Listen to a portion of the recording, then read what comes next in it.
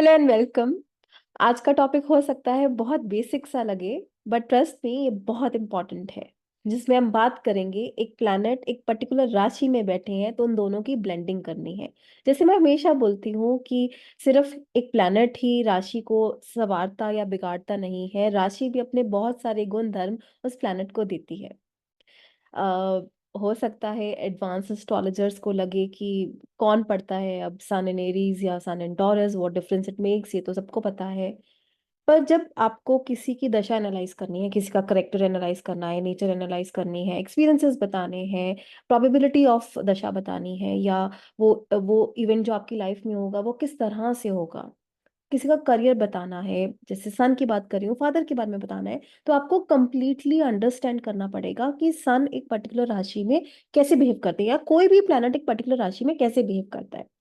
आप बहुत सारी बुक्स रीड कर सकते हैं, उसको याद कर सकते हैं, पर अगर आप इसका फंडामेंटल और बेसिक को पकड़ लेंगे तो आप खुद से ब्लेंडिंग स्टार्ट कर देंगे, फिर आपको किसी की जरूरत नहीं पड़ेगी। चलिए स्टार्ट करते हैं। How to combine results of planet and rashi. एक प्लैनेट है, एक राशि में बैठा है, उन दोनों को ब्लेंड करना है हमने, जैसे एक रंग के ऊपर दूसरा रंग चढ़ रहा है। एक एग्जांपल लेते हैं, जैसे सन अगर एरीज राशि में बैठे हैं तो हम क्या बोलेंगे। Forget the exaltation part, debilitation part. सबसे पहले सन है क्या, सन खुद में क्या है। सन एक क्षत्रिय प्लैनेट है, वो अग्नि तत्व ग्रह है, वो एक सात्विक प्लैनेट है, वो एक मेल प्लैनेट है, और वो फिक्स्ड मोशन से चलते हैं। सन इतने कांस्टेंट हैं, जैसे ऐसा बोला जाता है कि सन if placed in the 11th house और सेकंड हाउस, ऐसे लोग ज्यादातर जॉब में होते हैं, क्योंकि उनका जो सोर्स ऑफ इनकम है वो कांस्टेंट है, वो चेंज नहीं हो रहा है। और बिजनेस में क्या होगा कि कभी आपको ज्यादा पैसा आ रहा है, कभी कम पैसा आ रहा है, कोई किसी महीने नुकसान हो रहा है और किसी महीने बहुत सारा प्रॉफिट हो रहा है। वो सन नहीं होने देंगे, क्योंकि सन एक कांस्टेंट प्लेनेट है, जिधर भी बैठेंगे वहां एक फिक्स्ड एनर्जी रखेंगे। अब सन के बाद मुझे एरीज पर भी बात करनी है, क्योंकि मुझे एरीज और सन की ब्लेंडिंग करनी है। एरीज एक अग्नि तत्व राशि है, एक मूवेबल राशि है। इसका मतलब है जो एरीज की फायर है वो कांस्टेंट नहीं है। जहां हमने सन की फायर को या बिहेवियर को कांस्टेंट बताया था, या इधर हम बोल रहे हैं एक मूवेबल राशि है, एक चेंज है वहां पर जो सन की ये नेचर है कि I love to move, I am not stagnant, वो बात इंटेक्ट हो रही है। बट फायर कभी कम हो रही है, कभी ज्यादा हो रही है। ये क्षत्रिय राशि है, जैसे कि हमने बोला कि सूर्य भी एक क्षत्रिय प्लैनेट है। ये एक राजसिक राशि है, जहाँ पैशनेटली काम किया जाता है। एक मैस्कुलाइन राशि है, धर्म त्रिकोण में आने वाली राशि है। इनके स्वामी मंगल है, तो मैं मंगल के गुणधर्म को भी पकड़ूंगी। मंगल एक मैस्कुलाइन प्लैनेट है, एक मैस्कुलाइन राशि, एक मैस्कुलाइन प्लैनेट। इसमें जो प्लैनेट आया है वो भी मैस्कुलाइन है। एक वॉरियर है, एक फायरी प्लैनेट है, और एक तामसिक प्लैनेट है। ये राशि राजसिक है, पर इनके स्वामी जो है वो तामसिक है। अब इनकी ब्लेंडिंग करते हैं। ब्लेंडिंग करते हुए हम एक चेकलिस्ट रखेंगे कि कौन सी मेरी बात है जो अब मैं अप्रूव करूंगी, कौन सी ऐसी बात है जिसे मैं डिसअप्रूव कर दूंगी। तो अग्नि तो डेफिनेटली इंटेक्ट रह रही है। अब अग्नि के क्या गुण धर्म होते हैं। प्रूव करना, ऊपर उठना, ग्रोथ देखना, डायरेक्शन दिखाना, लाइमलाइट में रहना, वो सारी बातें लगेगी। क्षत्रिय है, मेल है, वो इंटेक्ट रहेगा। मेल क्या होता है, नो नॉनसेंस। वो अपना पॉइंट ऑफ व्यू पहले रखते हैं, प्रोटेक्टिव होते हैं, अपनी बात सुनाना चाहते हैं before they listen to you. So वो सारे मेल ट्रेट्स जो है सन के, ये राशि बिल्कुल संभाल के रखेगी कि भाई तुम बिल्कुल ठीक कह रहे हो, ऐसे ऐसे ही करना है हमें। ये एक राजा है जो वॉरियर राशि में आ गया है, तो एक एग्रेसिव राजा है। ये सोच समझ के काम करने वाला राजा नहीं है। इसको लग रहा है कि वॉर जरूरी है तो जरूरी है। उसकी मूवमेंट इंटेक्ट रह रही, जो मैं बोल रही थी कि घूमने फिरने का शौक रहेगा। धर्म त्रिकोण को वो कायम रखेगा, क्योंकि सूर्य धर्म का प्रतीक है, धर्म त्रिकोण में आने वाली राशि है, तो वहां पर तो हम फुल मार्क्स देंगे। पर जहां हम बोल रहे थे कि सूर्य एक सात्विक प्लैनेट है, वो एक राजसिक राशि में आए हैं जिनके स्वामी तामसिक हैं, अब वो सात्विक वे में काम नहीं करेंगे। हम और क्या देखेंगे और कैसे इस दो एनर्जीज को एक्सप्लोर कर सकते हैं। इस राशि में सूर्य की एग्जॉल्टेशन की एनर्जी है। सूर्य अपनी मूल त्रिकोण राशि से 9th आए हैं, तो वो लक फैक्टर को भी साथ लेके आए हैं।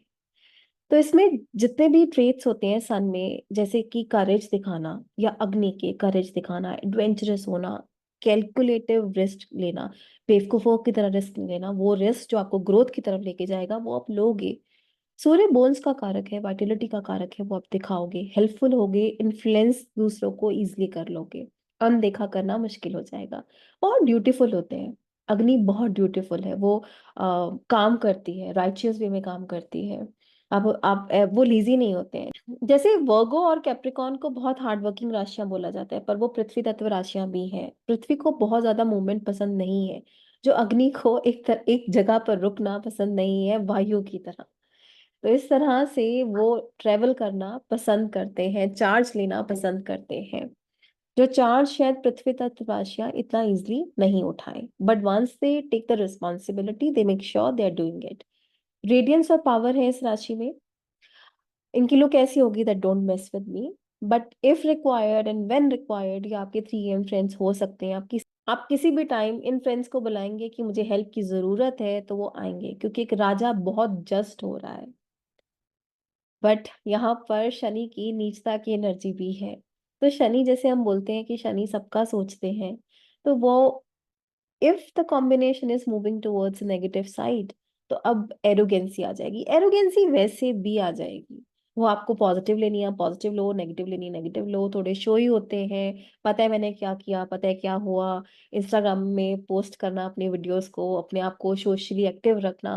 थोड़े प्राउड हो जाते हैं, इगोइस्टिक होते हैं, क्योंकि रिमेंबर अग्नि और Kshatriya planets they also always want to be in the front line. Notice होना चाहते हैं, अपने आप को करवाना चाहते हैं।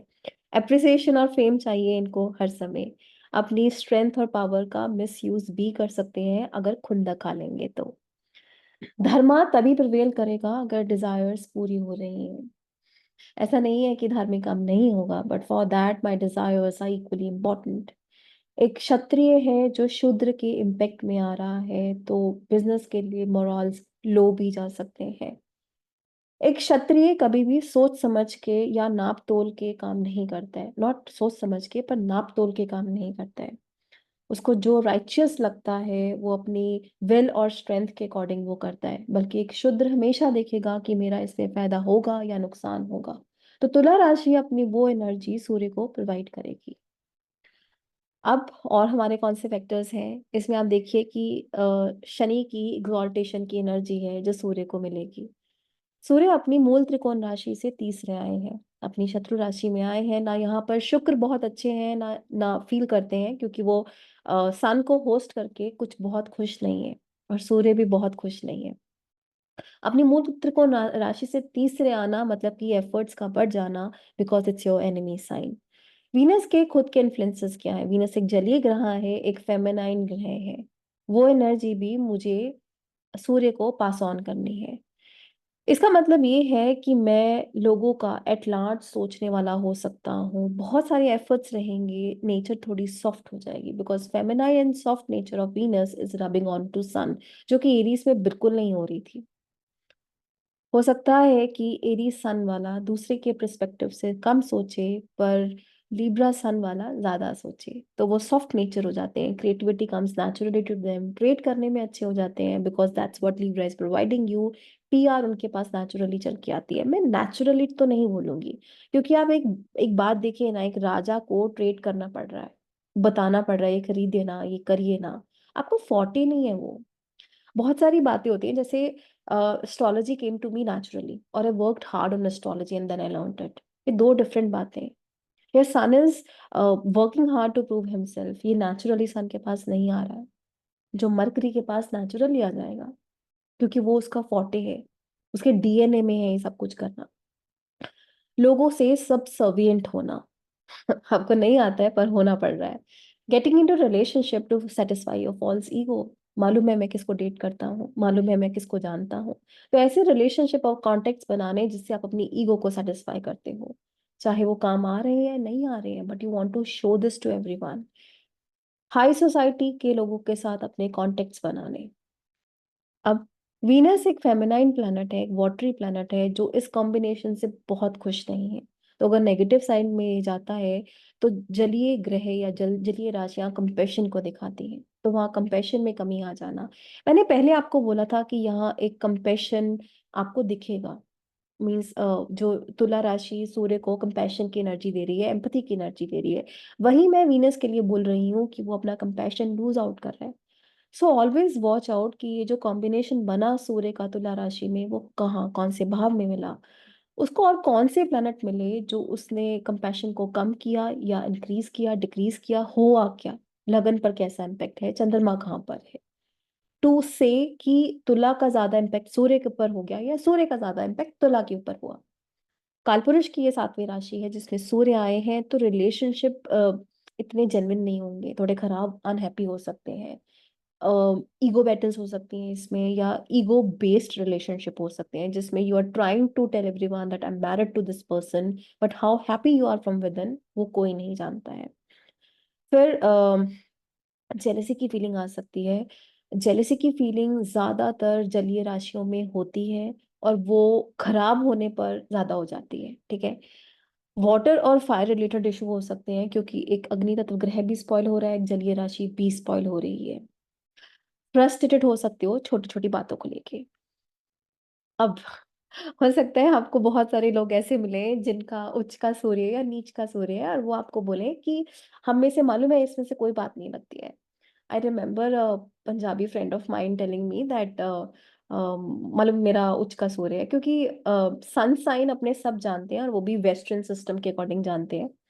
And they land up saying this आप लोगों को जब when they want to prove that astrology is not working, कि मालूम है मैंने ना लाइफ में कभी आज तक एक मोई मक्खी नहीं मारी।